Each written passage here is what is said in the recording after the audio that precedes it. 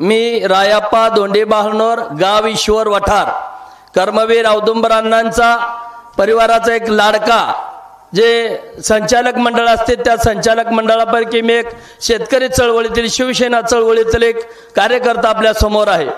कारण मी तसा बघितलं तर आदरणीय दादांचाच कार्यकर्ता आहे, होतो आणि आहे सुद्धा.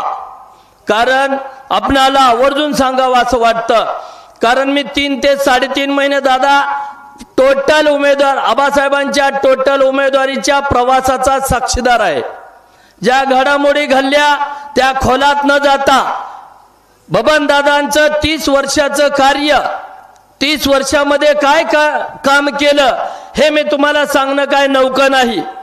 कारण 30 वर्षामध्ये ज्या माळरानावरती दुपारच्याला हरणं पळाल्यासारख्या उन्हाच्या भास दिसत होता, त्या माळरानावरती शेतकऱ्याच्या सोन्याची कांडी लावायचं काम आदरणीय दादांनी केलं. म्हणून आज आपल्या या चेहऱ्यावरती सुजलाम सुफलाम तेज दिसतंय.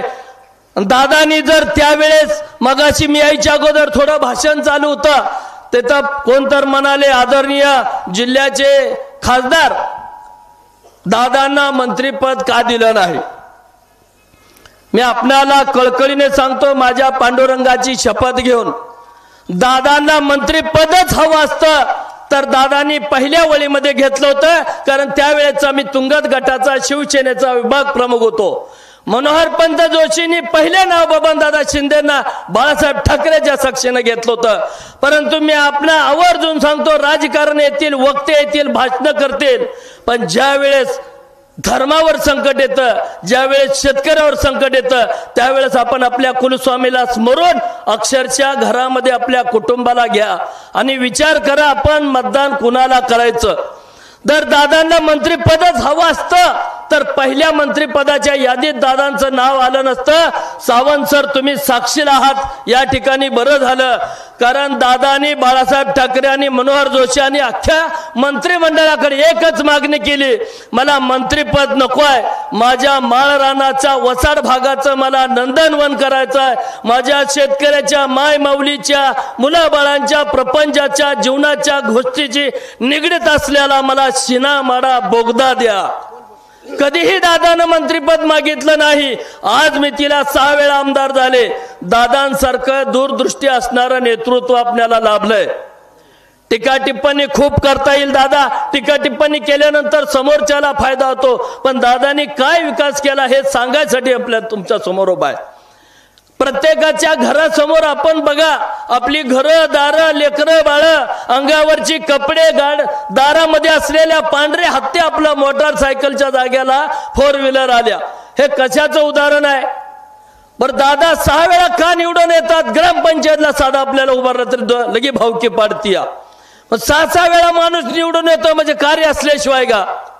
बोलबोलया करायच्या, तिकीट कसं आणलं, कुणाला किती दिलं, कुणा किती घेतलं, कुणाचं जुनं पानं काढलं भरलं, त्या पिशवी वागवायलाच मी होतो त्या तिकिटाची. एबी फॉर्म असणारी पिशवीच माझ्या हातामध्ये होते. कारण दादांच्या समोर जबाबदारीने बोलतोय. दादांना चळवळीतला कार्यकर्ता मी माहित आहे. दादा माझ्या शेजारच्या गावला शरद शेळके आपला लाडका कार्यकर्ता आहे, रमेश चव्हाण आहे, आणि सगळ्यात महत्वाचं या व्यासपीठावर आणायचं काम मामा शिंदे म्हणून बापूचे एक भाव आहेत. कारण 6 वर्ष माझी या माड्याच्या प्रत्येक, इथं बिभीषण तात्या डांगे आहेत, औदुंबर लोंढे आहेत, घासातला घास घातलेली माणसं आहे. दादा प्रत्येक जण म्हणायचं, मी 2 महिने झाले 78 गावामध्ये मुक्कामानं राहून मी प्रचाराची यंत्रणा सांभाळतोय. परंतु हे जे राजकारणामध्ये जे खोटं नाटं असतं, त्या सगळ्या गोष्टीला कुठेतरी थांबलं पाहिजे. कारण भविष्यामध्ये काहीतरी खोटं नाटं निवडणुकीत बोलून आपला प्रपंच उद्ध्वस्त होईल हे सांगण्यासाठी मी तुमच्या समोर उभा आहे. म्हणून आपल्या सगळ्यांना कळकळीची विनंती आहे, दादांचा विकास दादांनी काय केले आपल्या सगळ्यांना माहिती आहे. व्यासपीठावरती आमचे नितीन बागल म्हणून आहेत. आम्ही दादा तुमच्या गेल्या विधानसभेला सुद्धा स्टार प्रचारक म्हणून काम केलं. कारण ज्या वेळेस ज्या संस्थेचा, माझी आई आहे विठ्ठल सहकारी संस्था म्हणून, ती संस्था माझी आई बंद पडली, चंद्रभागा बंद पडली, त्यावेळेस आम्ही दादांना विरोध केलेली माणसं. माझं दैवत, माझं मार्गदर्शक, माझा नेता इथं शिवाजी नाना कांबळे आहे. नाना म्हणायचे रायप्पा काही बोलू नको, मी नानाचा आदेश ऐकलाय आणि पांडुरंगाच्या साक्षीनं सांगतो दादा, आज मी पहिल्यांदाच माईक फक्त बबनदादा शिंदेसाठी घेतलेला आहे. मी कुठल्याही गावामध्ये अजून माईकची यंत्रणा किंवा काय घेतलेली नव्हती. मला रावणा माझ्या घरादारातली बायका पोरं म्हणाली, ज्या वेळेस तुझी चूल बंद पडली होती तो काळ आठव, तो 3 ट्रॅक्टरचा मालक होता, तुला ड्रायव्हरला उचल द्यायला नव्हती. 2 मुली माझ्या लग्नाच्या घरामध्ये होत्या, त्या मुलींचं लग्नाचं काम आहे. शेती अधिकारी माझं दैवत आहे थिटे साहेब म्हणून. त्यांनी सांगितलं, टोटल गोष्टी बघितल्या आणि या टोटल गोष्टीचा विचार केला. आम्ही सगळ्या 42 गावातल्यांनी दादांना पाठिंबा दिला आणि 42 गावातून दादांना त्यावेळेस मी सांगितलं 33,000चं लीड दिलं तुमच्यापेक्षा. माडा, पंढरपूर, माळशिरस हा भेदभाव तुमच्या समोर होईल. अखंड कवच कुंडल आहे बबनदादा शिंदे म्हणजे या मतदारसंघाचं.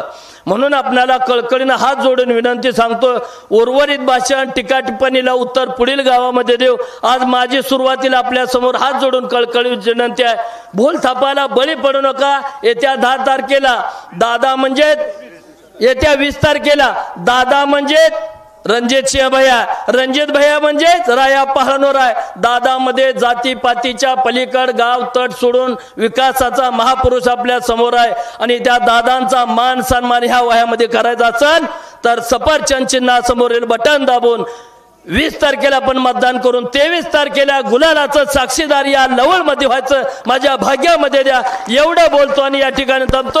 जय हिंद, जय महाराष्ट्र, जय मल्हार.